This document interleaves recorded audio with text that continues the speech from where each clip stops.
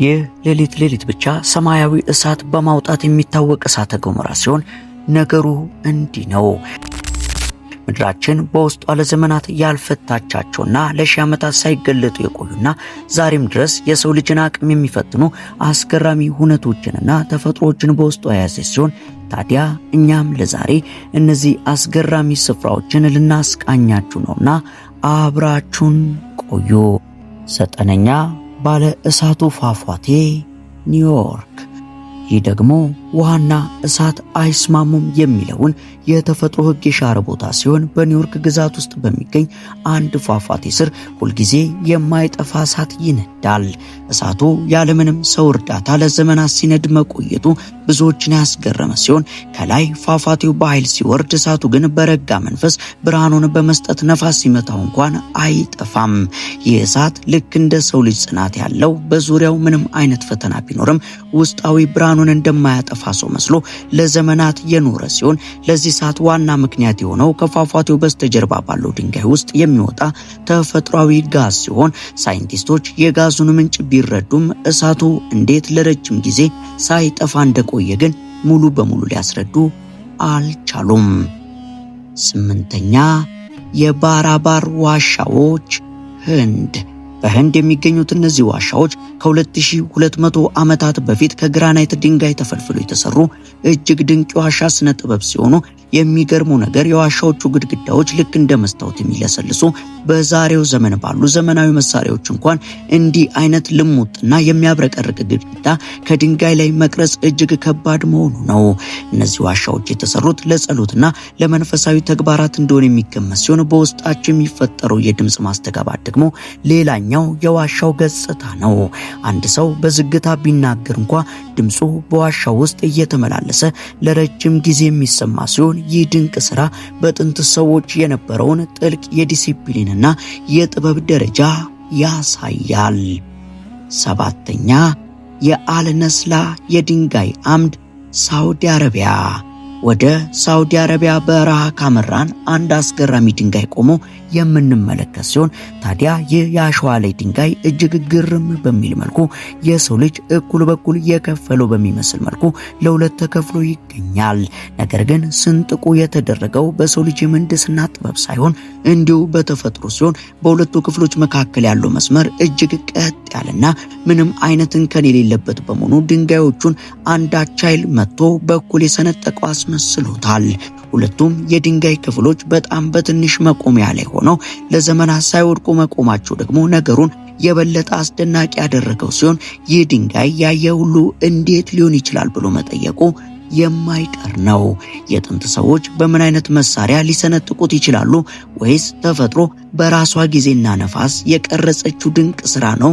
ታዲያ ነገሩን በቦታው ላይ ሆኖ ለተመለከተው ብዙ አእምሮን የሚፈታተኑ ጥያቄዎችን የሚያጭር ሲሆን ይህ ድንጋይ በዝምታው ውስጥ ብዙ ምስጢራትን እንደያዘ በበረሃው መሃል በኩራት ቆሟል።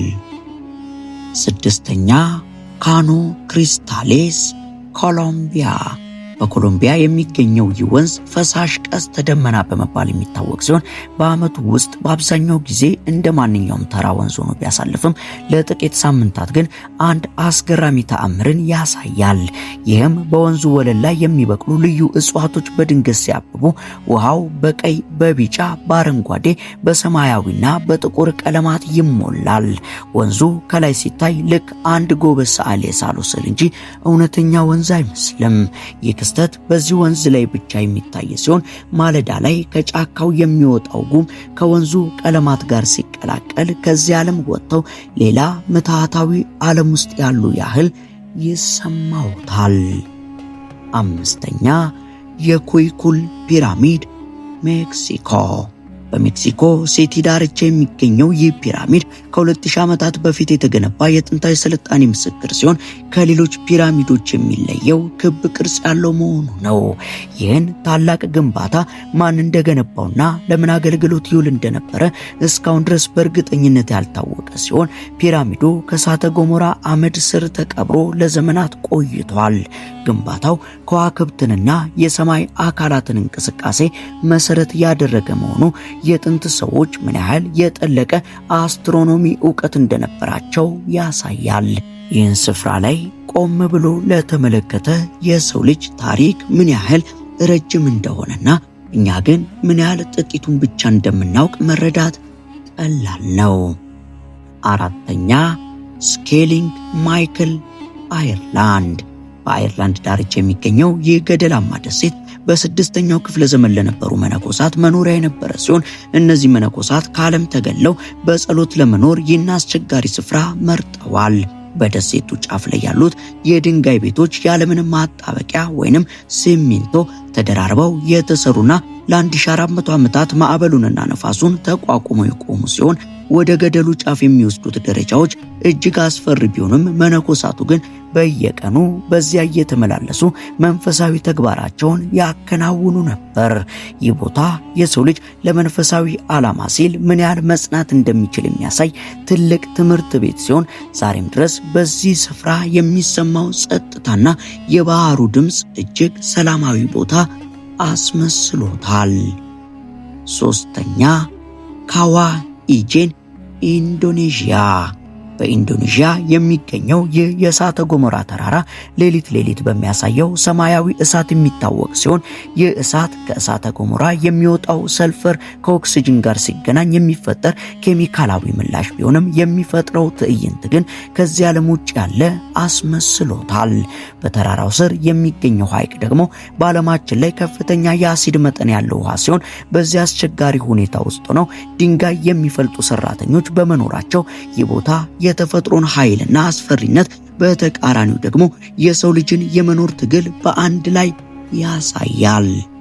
ሁለተኛ የሄስዳለን መብራቶች ኖርዌይ። በኖርዌይ በሚገኝ አንድ ሸለቆ ውስጥ በምሽት ሰማይ ላይ የሚታዩ ሚስጥራዊ መብራቶች ያሉ ሲሆን እነዚህ መብራቶች በድንገት ብቅ ብለው ለሰዓታት ይቆዩና ከዚያም ይጠፋሉ። አንዳንዴ በከፍተኛ ፍጥነት ሲጓዙ፣ ሌላ ጊዜ ደግሞ አየር ላይ ቆመው የሚታዩ ሲሆን ሳይንቲስቶች ለበርካታ ዓመታት ካሜራዎችንና ራዳሮችን በመጠቀም ሊያጤኗቸው ቢሞክሩም ምንጫቸው ምን እንደሆነ እስካሁን አልታወቀም። መብራቶቹ ልክ ሕያው እንደሆኑና ሰዎችን እንደሚመለከቱ ሆነው የሚንቀሳቀሱ ሲሆን በበረዶ የተሸፈነው የኖርዌይ ሸለቆ እነዚህን ሚስጥራዊ ብርሃናት ለብሶ ሲታይ ምድራችን ምን ያህል እኛ የማናውቃቸው ብዙ ድንቅ ነገሮች እንዳሏት ያስገነዝበናል። አንደኛ የካላሃሪ የጠፋችው ከተማ ደቡብ አፍሪካ። ለ100 ዓመት ያህል አሳሾች አንዲት በረሃ ስር ስለተቀበረች ከተማ ሲያወሩ የቆዩ ሲሆን አንዳንድ አሳሾች ትላልቅ ግንቦችንና የድንጋይ መንገዶችን ማየታቸውን ቢገልጹም በፍለጋ የመጡት አሳሾች ግን ምንም ሊያገኙ አልቻሉም። የበረሃው አሸዋ በየጊዜው ቅርጹን ስለሚቀያየር ከተማዋን መልሶ የመደበቅ ችሎታ ያለው ሲሆን እውን ይህች ከተማ በእርግጥ ነበረች የሚለው ጥያቄ እስካሁን ያልተመለሰ ቢሆንም በረሃው ግን ሚስጥሩን በቀላሉ አሳልፎ እንደማይሰጥና ፀሐይ ስትጠልቅ በበረሃው አሸዋ ላይ የሚታየው ብርሃንና የሚነፍሰው ነፋስ የሆነ የታሪክ ትዝታን በጆሮአቸው የሚያንሾካሾክ ይመስላል።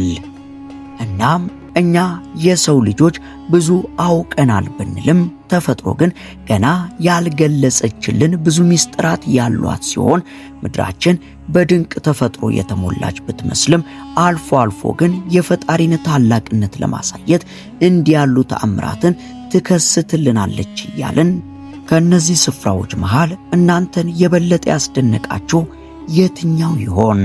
አስተያየታችሁን በኮሜንት መስጫው ላይ አጋሩን።